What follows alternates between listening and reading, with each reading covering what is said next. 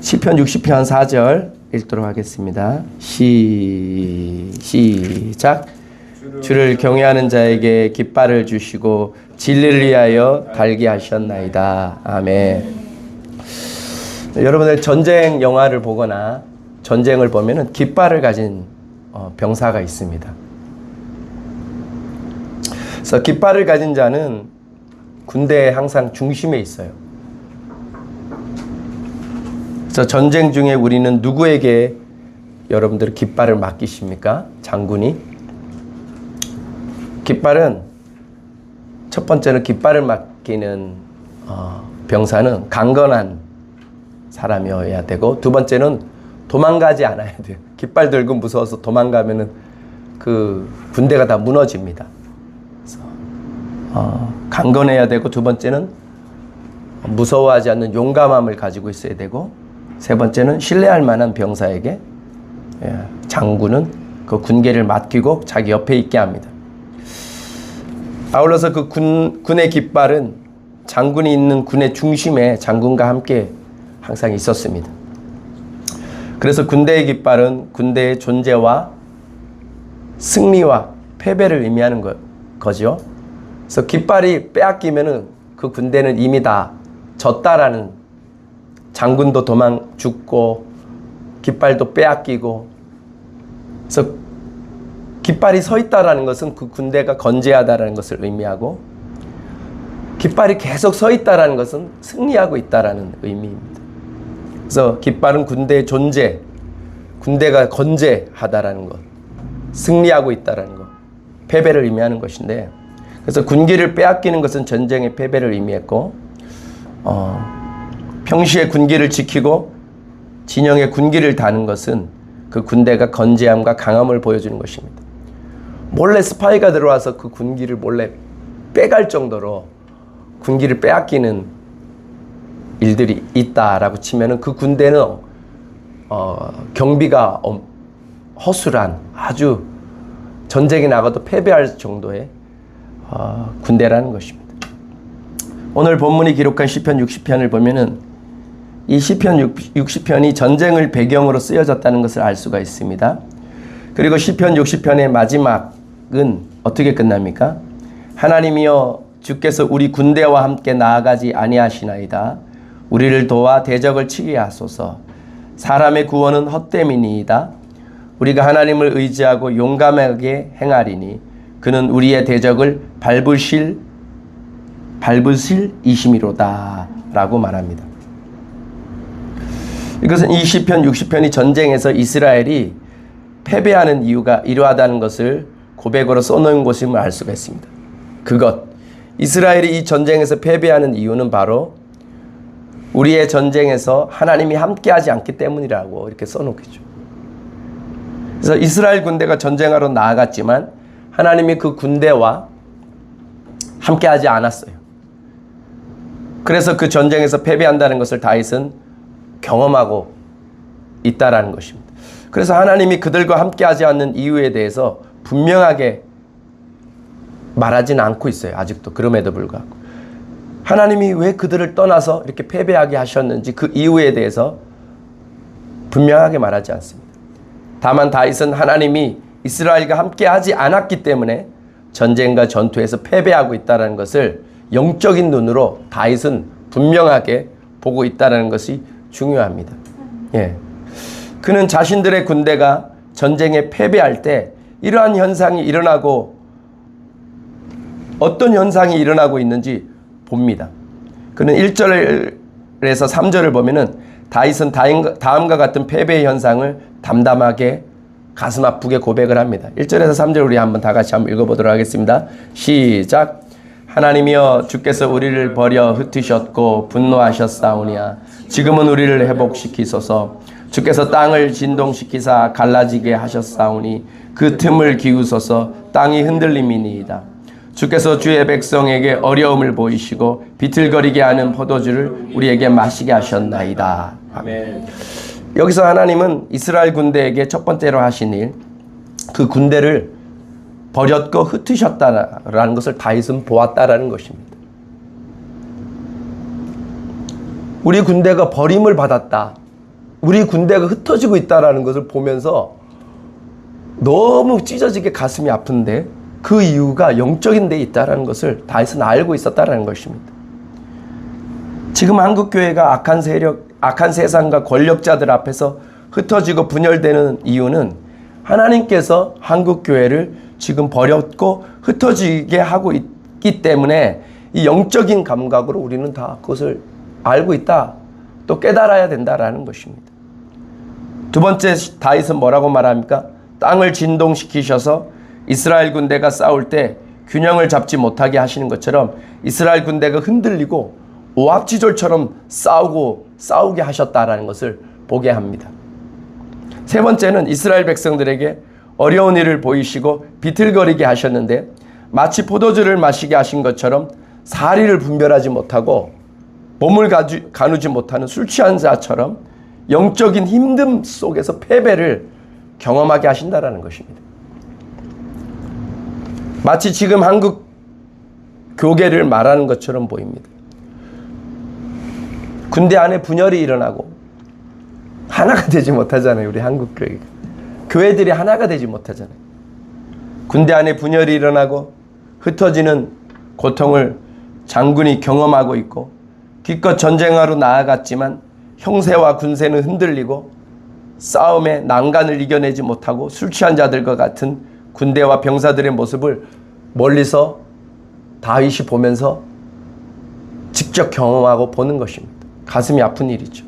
분열과 흩어짐, 난간과 혼미한 군사들의 한 명 한 명의 모습들, 초췌한 군사들, 혼미한 군사들의 모습은 바로 사리를 분별하지 못하고 목표를 상실한, 어떤 싸워서 이기고자 하는 목표를 상실한 연약한 영혼들의 모습을 말하는 것입니다. 싸움은 이길 수 있다는 분명한 영적인 충만함, 가서 이기자, 싸우자, 이길 수 있다 하는 어떤 확신과 충만함과 강한 책임감을 갖지 못한 채 다른 사람을 탓하는 이 싸움은 누구누구 때문이야 라고 말하는 패장병들처럼 살아간다는 것을 발견하는 것입니다. 이것은 마치 깃발을 빼앗긴 군사들이 패배와 죽음의 공포 속에서 자신을 숨긴 채 몰래 살아가고, 패잔병이 어때요? 들킬까봐 막 탈영병들이 어때요? 산속에 숨어서 막 도망가잖아요. 영화를 보면. 우리들의 모습이 그렇다라는 것입니다. 도망가는 패잔병의 모습을 연상시키는 것입니다. 오늘날 우리 한국의 기독교인들이 길을 펴지 못하고 사회 속에서 그렇게 자신을 감추며 살아가고 있다는 것이죠. 하나님은 대한민국 교회인 우리들에게 깃발을 거두어 가셨고, 우리는 깃발 없는 군대처럼 되어 있는 것은 아닌가라는 것입니다. 이것에 대한 해석, 이 시편에서 왜 이스라엘이 이렇게 되었는지에 대한 처방으로 다윗은 다음과 같이 오늘의 본문을 우리들에게 말해줍니다. 주를 경외하는 자에게 깃발을 주시고 진리를 위하여 달게 하셨나이다 라고 말입니다. 깃발은 누구에게 준다고 처음에 말했죠? 용맹한 사람에게 줍니다. 용맹하지 않은데 허리멍텅하고 몸만 튼튼한 사람한테 주지 않아요. 약간 건강하지 않아도 용맹한 사람에게 처음에 줍니다. 용맹하다는 것은 뭡니까? 신뢰할 만하다는 것을 의미하거든요. 거기다가 더 튼튼하면 좋죠. 왜냐하면 깃발이 너무 무겁고 크기 때문에. 그래서 깃발은 신뢰할 만한 강건한 병사에게, 용맹한 사람에게 줍니다. 그래서 깃발이 세워진다는 것, 딱 깃발이 세워져 있다는 것, 장군이 그 깃발을 맡겼다는 것, 놀라운 일이죠. 그래서 깃발이 세워진다는 것은 그 군대의 장군과 진영이 제대로 갖추어진다는 것을 의미하는 것입니다. 즉 지휘 체계가 건재하다는 것을 알려주는 것입니다. 그래서 그 용맹한 병사가 깃발을 들고 서 있다는 것은 그 장군과 그의 군대가 온전하게 건재하다는 것을 의미한다는 것입니다. 그런데 이스라엘 군대가 온전히 서 있는데 그 이유는 바로 하나님이 이스라엘 군대에게 깃발을 주셨고 그 길을 높이 달게 하셔서 하나님이 그들과 함께 계셔서 건재하다는 것을 의미하는 것이에요. 이스라엘에게 있어서는. 그것을 4절이 말하고 있는 것입니다. 하나님께서 깃발을 세우도록 허락하는 사람이 있습니다. 군대가 모이도록 허락하여 군대가 서게 하는 사람이 있습니다. 누구입니까? 4절에서 그 사람은 바로 주를 경외하는 자라는 거예요. 주를 경외하는 자. 그래서 하나님은 그 깃발을 그 한 사람을 통해서 세우게 하십니다. 성경에 보면 다 그런 사람들에게 깃발을 주셨죠. 그리고 그 사람 주변에 사람들이 모이게 하셨고 하나님은 그 사람과 함께 하셨고 사람들은 그 사람들과 함께 했습니다. 그리고 전열을 갖추었습니다. 그 사람들 많잖아요. 어떤 사람들이었습니까? 다윗, 사무엘, 다니엘. 다윗은 저 산골짜기에 있었지만 하나님을 경외하는 사람이었어요. 그런데 하나님은 그 사람에게 깃발을 주셨어. 영적인 깃발을 주셨어요. 그러자 사람들이 한 명씩 두 명씩 모이기 시작했습니다. 왜?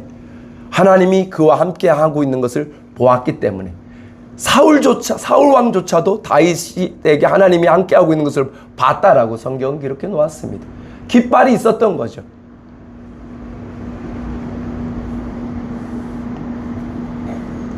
그 깃발이 선명하게 보이게 하십니다.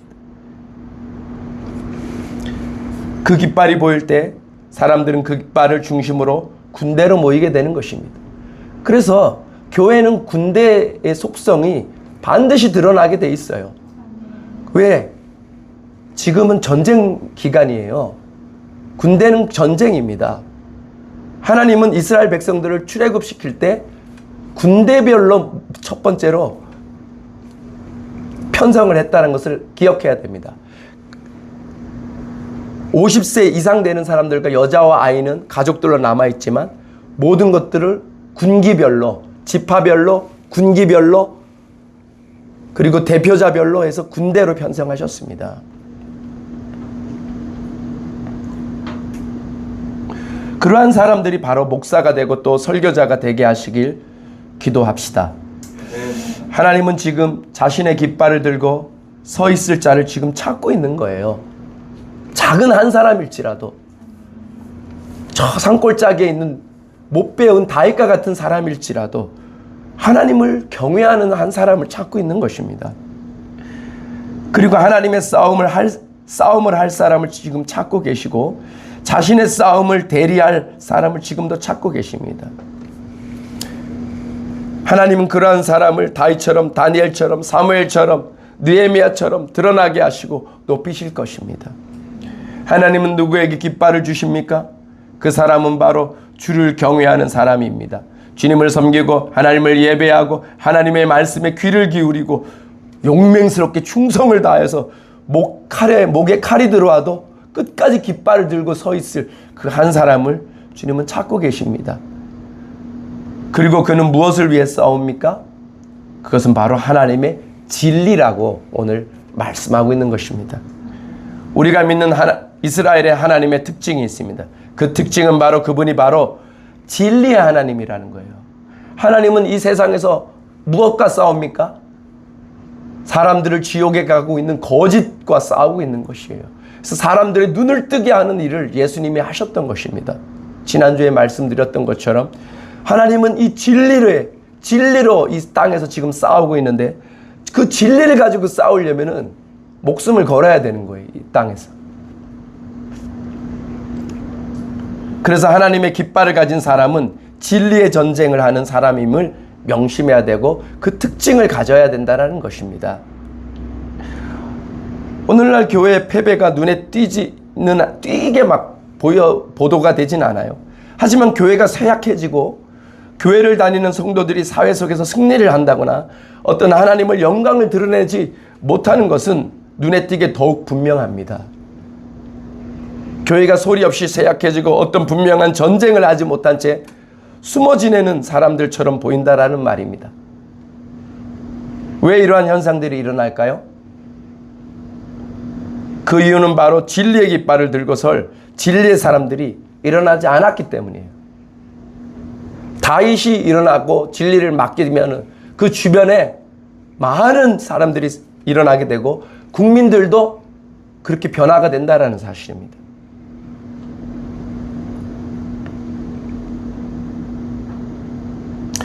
많이 배우지는 못했지만 진리를 외칠 사람들이 없다라는 것이에요.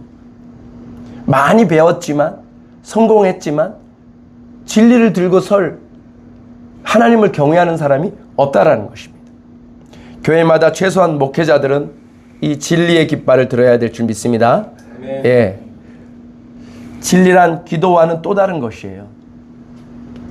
기도를 통해 우리는 살지만 결국 싸움은 사회에 나가서 진리로 싸우는 거예요. 믿습니까? 네. 예. 기도를 통해 우리가 살지만 결국에는 사회로 나가서 진리를 들어야 되는 거예요. 예수님이 어떻게 하셨습니까? 그 피곤한 몸을 이끌고 기도하셨어요. 그리고 준비된 진리를 가지고 이 세상에 나가서 활동하셨습니다.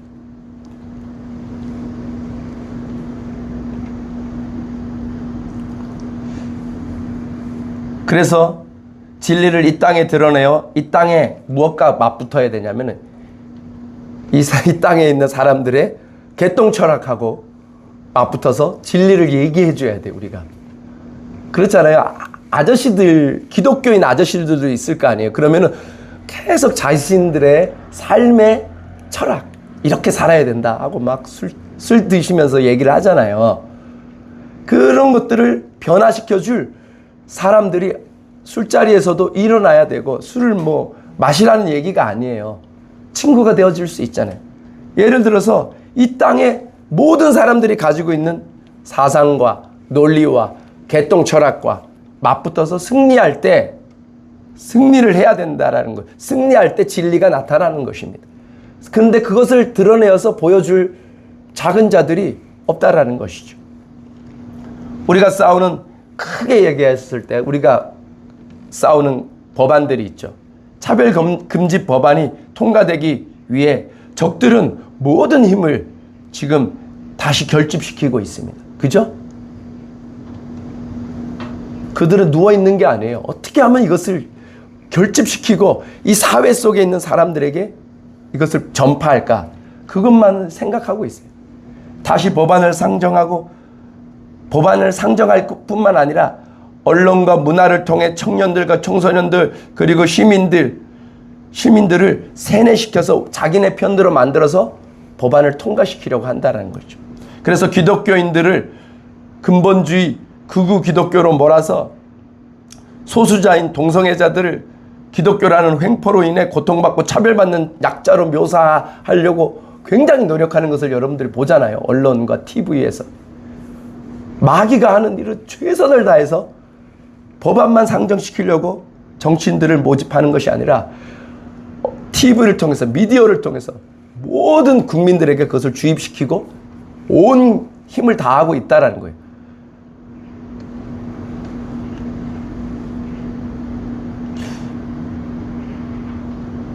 그것을 위해 싸우는 시민 활동가들은 마치 투사이지만 그것을 막아서는 기독교 목회자나 발언자들은 마치 사회를 망치는 고리타분한 종교인, 파렴치한 아주 고루한 사람들처럼 이렇게 보도를 하는 것을 자주 목격합니다. 몰아가고 있고, 시민들이 그것을 볼 때 어떻게 볼까? 야, 진짜 기독교는 사라져야 돼. 이런 생각을 하게 만들게끔 보인다라는 것이죠. 그렇잖아요. 왜 이러한 안타까운 거짓과 모함의 상황까지 오게 되었습니까?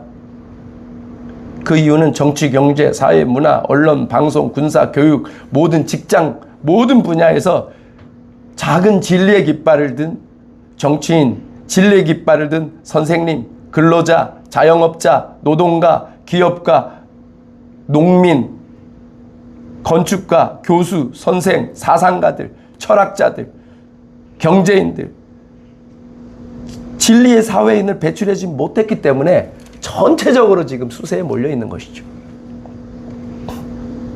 이러한 현상이 모든 영역에서 일어났기 때문에 모든 영역에서 수세에 몰렸고, 기독교인들은 오로지 천국만 바라보며 성공과 부유함만을 바라는 이기적인 기독교인이라는 프레임에 갇히게 된 것입니다. 이게 그냥 하루아침에 일어난 일이 아니라는 거예요. 아주 단순합니다. 위대한 하나님의 사상, 노예를 해방시켰고, 여성들을 참정권을 부활시켜서 여성들을 자유케 하고, 여성들을 가르쳤고, 기독교가 그렇게 했다라는 거예요. 일제 치하에 미국도 그랬고 유럽도 그랬습니다. 문맹률을 없애고 공산주의와 맞서 피를 흘리면서 자유를 전파하고, 질병을 없애고 저 아프리카까지 가서 미신과 질병으로부터 사람들을 구하기 위해서 선교사들을 파송하고, 난치병의 원인을 밝혀내고, 낙태와 싸우고 동성애의 해악성을 의학적으로 철학적으로 증명하여 발표할 의사들과 철학자들, 반대자들, 대담하게 논쟁하여 사람들을 설득시키며 진정한 악자들과 약자들과 가난한 자들을 위해 진리의 깃발을 들고 행하는 모든 영역 속에서 사람들이 과거에는 있었는데 어느 순간부터 수십 년 동안 사라졌기 때문이라는 것입니다. 기독교가 들어가는 곳마다 사회가 변화되었어요. 예. 그것이 왜 그렇게 되었습니까? 그들 영혼 속에 하나님의 진리가 있었기 때문에 목숨을 걸고 그 속에 들어가서 빛이 되었다라는 것이죠. 이렇게 진리의 깃발을 드는 사람들이 아주 중요한 이유는 그들이 바로 하나님을 경외하는 사람들이었기 때문이에요. 그러므로 이 땅에 진리를 말하지 않는 사람들은 확실히 그들은 바로 하나님께서 함께하지 않는 사람들이 분명합니다. 진리는 바로 예수라는 사람이 그 진리의 핵심이자 열쇠입니다. 예를 들어 예수를 만나게 하기 위해서는 그 예수가 진리의 원형임을 언어를 통해 잘 전파해야 되거든요. 여기서 전파하는 것보다 더 중요한 것이 있습니다. 그것은 바로 주님을 만난 사람, 주님을 경외하는 사람이어야 한다는 것입니다. 예수가 왜 진리입니까? 우리는 예수가 진리라는 것을 사람들에게 전해야 할 이유가 있는 사람들인데, 예수가 진리라는 것을 가지고 있는 사람만이 이 모든 영역 속에서 죄악들과 싸운다라는 사실이에요. 지금들도 끝까지 깃발을 들고 있는 사람들을 보세요. 유튜버들, 변호사들, 그런 사람들 보면 다 기독교인들이에요. 예수 믿는 사람들. 근데 그런 사람들이 적다라는 거예요. 의사들, 낙태에 맞서서 싸우는 사람, 국회의원들 보면은 조某某여성 국회의원들, 다 소수의 진짜 예수 믿는 사람들만이 낙태에 맞서 싸우고 동성애에서 맞서 싸우고 있다는 거예요. 왜? 예수님이 그것을 너무 싫어하고 막아서길 원하니까 그것 때문에 깃발을 들고 홀로 거기 가서 싸우고, 몇몇 기독교 국회의원들이나 정치가들이 모여서 매주 요일 아침마다 모여서 기도회를 한다고 하지 않습니까?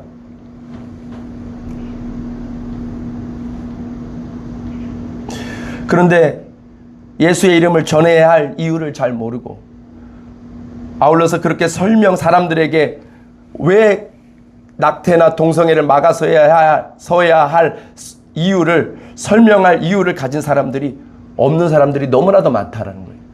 기독교인들인데도 그렇게 막아서야 할 이유를 가지지 않은 기독교인들이 너무나도 많다라는 거예요.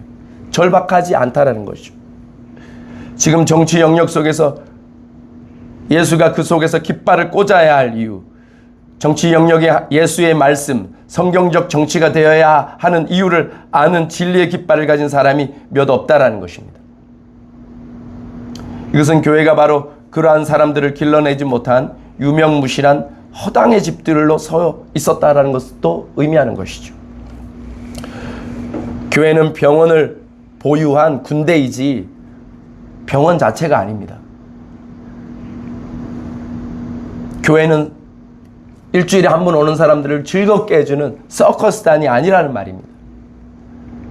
사람들이 일주일에 한두 번 와서 찬양하고 즐거워하고 교제하다가 유유히 돌아가서 또 자신의 성공을 위해서, 가족들의 성공을 위해서 사는 어떤 위로와 격려를 받아 돌아가는 세상의 또 다른 종교적 단체가 아니었다라는 말입니다.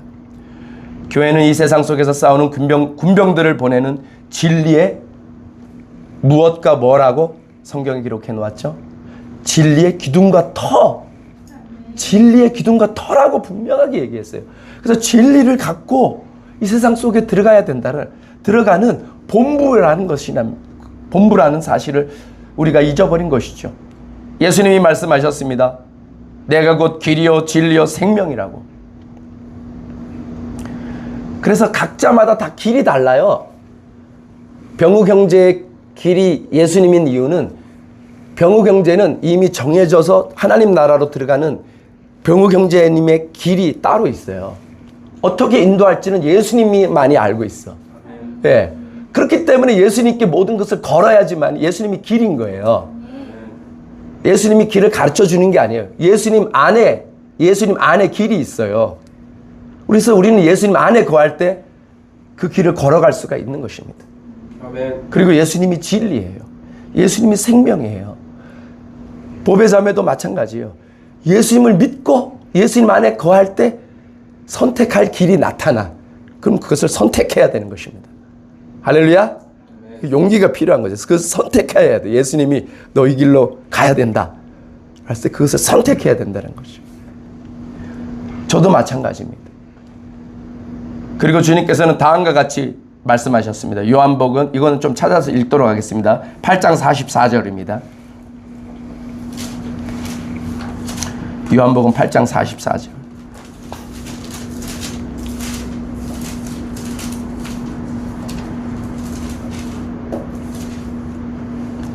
시작. 너희는 너희 아비 마귀에게서 났으니 너희 아비의 욕심대로 너희도 행하고자 하느니라. 그는 처음부터 살인한 자요 진리가 그 속에 없으므로 진리에 서지 못하고 거짓을 말할 때마다 제 것으로 말하나니 이는 그가 거짓말쟁이요 거짓의 아비가 되었음이라. 아멘. 이 장면에서 가장 중요한 점은 예수님이 진리의 깃발을 높이 들고 거짓의 사람들과 지금 치열한 공방전을 벌이고 있다라는 사실입니다. 예수님이 이 거짓을 가진 사람들하고 치열한 공방전을 벌이다가 마지막에는 십자가에서 돌아가셨어요. 여기서 뭐라고 합니까? 너희는 너희 아비 마귀에서 났으니 너희 아비의 욕심대로 너희도, 이것은 이제 막 토론을 하다가 막판에 나온 말씀이거든요. 너희도 행하고자 하느니라. 그는 처음부터 살인한 자요 진리가 그 속에 없으므로 진리에 서지 못하고 거짓을 말할 때마다 제 것으로 말하나니 이는 그가 거짓말쟁이요 거짓의 아비가 되었습니다. 그 예수님의 싸움의 본질이 뭐냐? 이 세상에 거짓을 믿고 살아가고 있는 이 인류에 있는 모든 사람들에게 구원하기 위해서 진리를 가지고 싸우고 있었다라는 사실이에요. 예. 교회와 성도들이 해야 할 전쟁이 예수님과 종교 지도자들 사이에 벌어진 것처럼 오늘도 이 사회 속에서 벌어지고 있다는 사실을 우리는 알아야 합니다. 그것은 바로 진리의 전쟁인데, 지금 이 사회 속에는 바리새인이나 사두개인들과 같이 여러 가지 권세를 가지고, 정치, 경제, 사회, 문화 그 권세를 가지고 다른 것들을 가르치고 다른 것들을 퍼뜨리는 사람들이 가득 차 있다는 사실입니다. 그 속에 성경의 진리 체계가 들어오지 못하도록 거짓과 살인의 세계관을 세우고 있다는 것을 우리가 보아야 됩니다. 우리가 생명과 진리와 일의 체계를 이 사회 속에 세우지 아니하면은 거짓과 살인의 세계관을 마귀가 사람들을 통해서 세워간다라는 사실이에요. 절대로 그냥 내버려 중립의 세계는 없어요. 예를 들어 마귀가 거짓의 사람들을 통해서 낙태를 용어를 뭘로 바꿨습니까? 정치권과 언론에서 임신중지라는 말을 씁니다. 임신중지권. 여러 가지 정말 죄를 느끼지 않고 낙태라는 말을 안 써요. 임신중지가 뭡니까? 임신중지라는 용어로 대체시키고 있습니다. 태아를 죽이는 행위를 임신을 중단하는 여성 결정권이라는 논리와 용어를 이 세상에 널리 퍼뜨려 마치 그것이 아이를 죽이는 것이 아무런 죄가 아닌 당연한 사회로 만들어가고 있다는 사실이에요. 그것을 막아서야 되지 않겠습니까? 근데 수세에 몰리고 있죠. 이 사람들이 하고자 하는 노력이 무엇입니까? 그것은 바로 사람들의 생각과 내면의 태아들을 죽이는 것이 아주 당연한 권리인 것처럼 거짓을 통한 살인, 즉 처음부터 살인한 자인 사회 전체가 마귀의 대리자 역할을 하도록 하나님의 진노를 살 만한 악한 나라로 지금 만들어가고 있습니다. 대통령은 임신을 중단하는 약을 버젓이 그것은 당연하게 먹어야 권리라는 듯이 그것을 해야 되는 거 아닙니까? 그런 식으로 이 인터뷰를 합니다. 모든 역량을 결집시켜서 이렇게 하고 있다는 거예요. 이 사회 속에서. 대통령에서부터 시작해서 국회의원들, 정치인들 숫자가 너무 많아. 우리는 그러한 숫자가 되도록 막아서도록 더 많은 사람들을 배출을 했어야 되는데 빛과 소금의 사람들을 길러내지 못했다는 것을 반증하는 것이죠. 뿌린 대로 거둔 것입니다. 할렐루야. 아멘.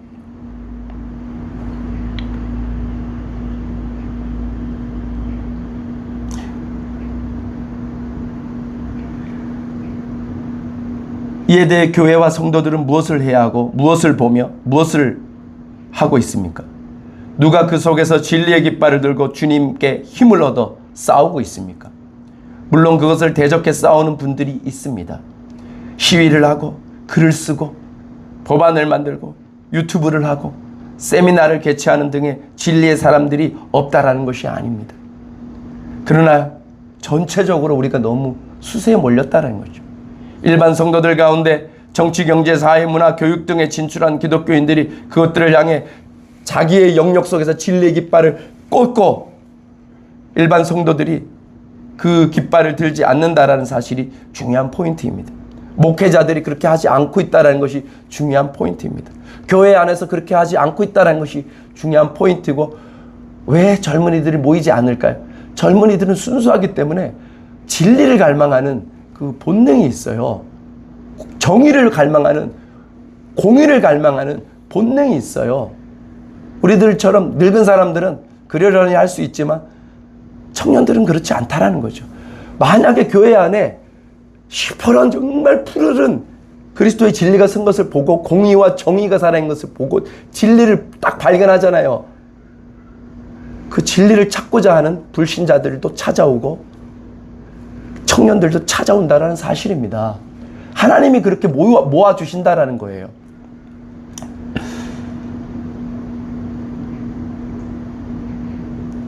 제가 비난하는 것은 아니지만 교회에서 총동원 전도주의, 새생명 축제는 하지만 이 사회 속에서 불신자들을 향해 예수의 깃발, 진리의 깃발을 드는 참된 제자들은 길러대는 어떤 기독교 학교, 어떤 진리의 제자의 학교, 그런 것들은 내가 거의 찾아보지 못했어요. 교과서의 진화론이 정설처럼 가르쳐지고 있죠, 지금은. 진리의 깃발을 애초에 들지 못해서 기독교 교육자들과 기독교 과학자들은 이미 너무 코너에 몰려 진화론에 대적한 진리의 체계를 말할 지금은 바른 기회조차도 없어요. 창조론을 말했다가는 어떻게 됩니까? 과학 토론장에서 말할 수도 없어요. 쓸 수도 없어. 창조론은 아예 과학이 아니야. 진화론은 과학이에요. 진화론은 그냥 밝혀진 바도 없는, 근데 진화론을 가지고 다 얘기를 해. 근데 솔직하게 얘기합시다. 여러분, 창조론이 사실입니까? 진화론이 사실입니까? 창조론이잖아요. 우리 내면 그렇게 믿잖아요. 근데 이 사회는 우리들이 믿는 것을 얘기했다가는 아예 이 텔레비전, TV 토론장에 들이지도 않는다라는 사실이에요. 논문으로 발표하면은 교수가 그 학생을 다시 써라. 절대로 학위를 받을 수 없다라는 사실이에요. 학위조차도 받을 수 없고 수업 시간에 그것을 들어서 하나님이 천지를 창조하신 것도 증거가 있습니다. 말하는 순간 모든 강의장에 있는 학생들이 뭐야? 저는 또 미치광이 종교인이 나타났다고 쳐다보잖아요. 사실이잖아요. 말할 수도 없어요. 저도 못해요. 미치광이라는 소리를 들을 각오를 하고 손을 들어야 된다고요. 학교에서. 그런 사회가 되었다라는 거죠. 이렇게 사회가 변했다라는 거, 세속화되었다. 포스트 모더니즘이라는 사회가 그렇다라는 건데, 모든 기존의 가치 체계가 해체시키는데 우리가 막지 못했던 것이죠.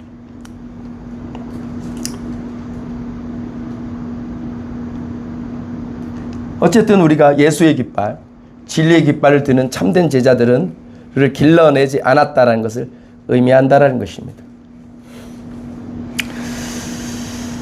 예. 그리고 사실은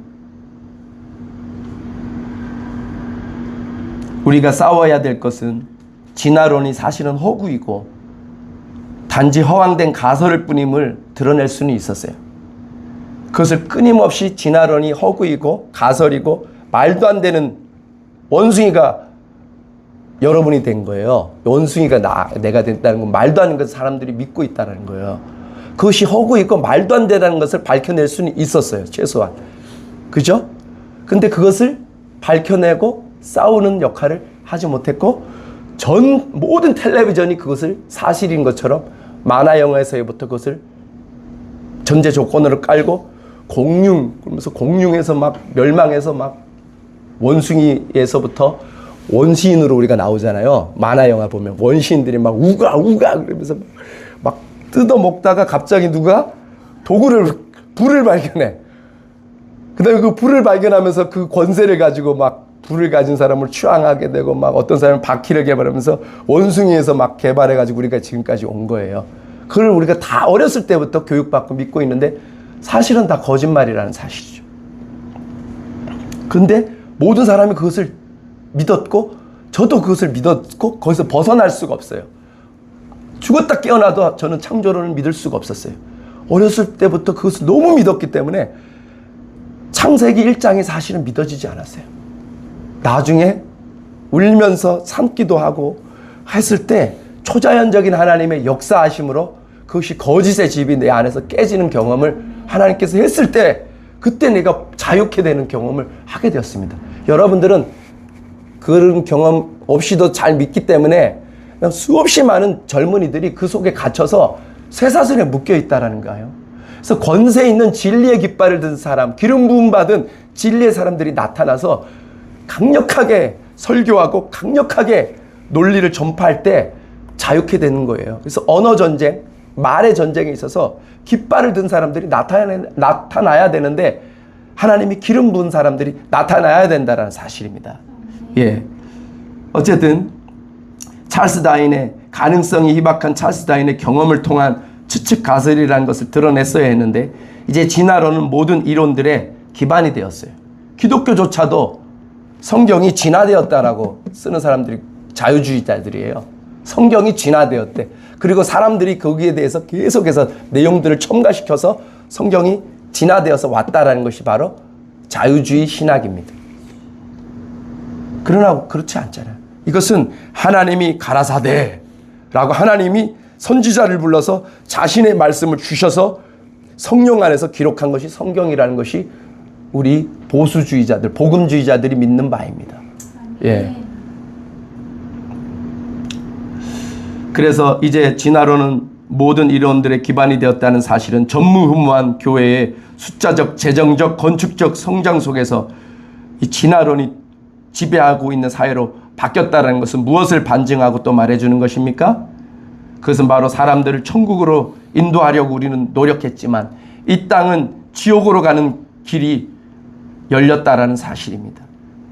그 사람들이 천국에 갈 사람들로 교회는 채워졌지만 그들이 빛과 소금으로 살아가지 않는다라는 것은 바로 그들이 예수를 만나지 못한 알곡이 아닌 가라지들일 가능성이 크다라는 것을 저는 자주 여러분들에게 말했죠. 주일에 주일학교의 부흥을 위해 주말마다 저는 학교 전도 엄청 나갔어요.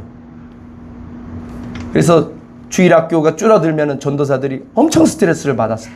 토요일마다 학교 앞에 가서 전도지를 나눠주고 간식을 나눠주고 전도하고 인형극도 하고 해봤죠? 진짜 열심히 전도했어요. 주일에 주일학교의 부흥을 위해 그렇게 전도를 했고, 학교 전도와 여름 성가학교 할 때마다 스트레스를 받으며 엄청 했지만 정작 참된 기독교 교육이 떨쳐지도록 개교회들이 힘을 합쳐 기독교 학교들을 많이 설립하지는 못했습니다. 희박하죠. 그러나 지금 교육이 그렇게 타락하게 되자, 동성애가 퍼지자 대안학교를 많이들 설립하고 있는 것입니다. 지금 언론계에서 연일 거짓을 기반으로 교묘하게 기사를 보도하고 이 사회를 전복시키려 하는 정치인들과 대통령을 연일 대단한 사람인 것처럼 은근히 뉴스를 내보냅니다. 그러나 누가 진실로 언론 속에서 올바른 저널리즘으로 그들과 맞서 싸우고 있습니까? 오히려 불신자인 것 같은 사람들이 더 그렇게 정직한 보도를 하며 불의한 언론과 맞서는 작은 군소 유튜버 그 방송들, 신문사들, 그런 것들을 발견하게 됩니다. 낙태를 반대하고 낙태하려는 미혼모를 설득하여 끝내 출산케 하여 한 여성과 신생아를 이 땅에 살게 하는 사역은 바로 예수님을 이 땅에 살게 하는 사역과 같은 것입니다. 사람들은 그 사역과 노력을 한 사람들을 보며 예수님이 살아계시구나 라는 것을 듣지는 못했지만 그 예수를 믿는 한 사람의 노력을 통해서 발견하게 된다는 사실입니다. 그리고 영생을 거기서 보는 거예요. 낙태를 하고 죽어가고 있는 하려고 하는 그 미혼모를 찾아가서 끝까지 보호하면서 그를 위해서 기도해주고 그 아이를 길러내는 그 작은 끝까지 있는 그 노력, 한 사람의 노력을 보면서 영생을 사람들은 발견하게 된다는 사실입니다. 그래서 교회로 사람들이 들어오게 된다는 사실을 우리는 기억해야 됩니다. 지금 기독교 교인들, 신자들은 마치 술 취한 사람들처럼 이 세상 속에서 이 시편에서 말씀하고 있는 것처럼 흔들리고 있습니다. 자신들이 믿는 성경 말씀을 버리고 무엇이 진실인지 도무지 분간하지 못하고 비틀거리며 분열되고 깃발을 빼앗긴 군대처럼 우리들이 그렇게 대하고 있다는 것이 사실입니다. 마틴 루터 킹이라는 사람이 있었죠. 감리교 목회자, 미국에. 그 목사님은 진리의 깃발을 들고 그분의 신학 사상이 어떤지 간에 그분은 성경을 믿었어요. 그래서 그분은 진리의 깃발을 들고 교회와 사회를 향해 다음과 같이 말했습니다. 결국에 우리는 우리의 적이 한 말을 기억하는 것이 아니라 우리의 친구들의 침묵을 기억하게 될 것이다. 우리가 너무 그가 흑인들의 평등을 위해서, 흑인들의 인권을 위해서 하나님의 말씀을 가지고 나아갔지, 사회 속으로. 근데 너무나도 많은 목회자들과 백인 교회들과 사람들이 침묵을 했다는 건 사실이에요. 그래서 우리의 친구들의 침묵을 기억하게 될 것이다 라고 말입니다. 그리고 나치 치하에 있던 시대에 마르틴 니밀러 목사는 이렇게 고백했습니다. 여러분도 들어보았을 것입니다. 나치가 공산주의자들을 덮쳤을 때 나는 침묵했다. 나는 공산주의자가 아니었기 때문이다. 그 다음에 그들이 3인 당원들을 가두었을 때 나는 침묵했다. 나는 3인 당원이 아니었기 때문이다. 그 다음에 그들이 노동조합원을 덮쳤을 때 나는 침묵했다. 나는 노동조합원이 아니었기 때문이다. 그들이 나에게 닥쳤을 때는 나를 위해 말해줄 이들이 아무도 남아있지 않았다. 나가 누굽니까? 기독교 성도, 목회자를 말하는 것입니다. 이거는 나치의 만행에 적극 동조하진 않았어도 나치에게 표를 던져 방조했던 일명 침묵하는 다수를 비판한 기독교인들이죠. 그 당시 독일은 기독교 국가라고 말할 수 만한 나라, 루터교의 국가니까요. 정확한 제목은 처음 그들이 왔을 때라는 제목이라고 합니다. 오늘 하나님의 말씀은 우리들에게 하나님을 경외하는 자들의 표식으로 깃발을 주시고 진리를 위하여 달게 하셨다고 말씀합니다.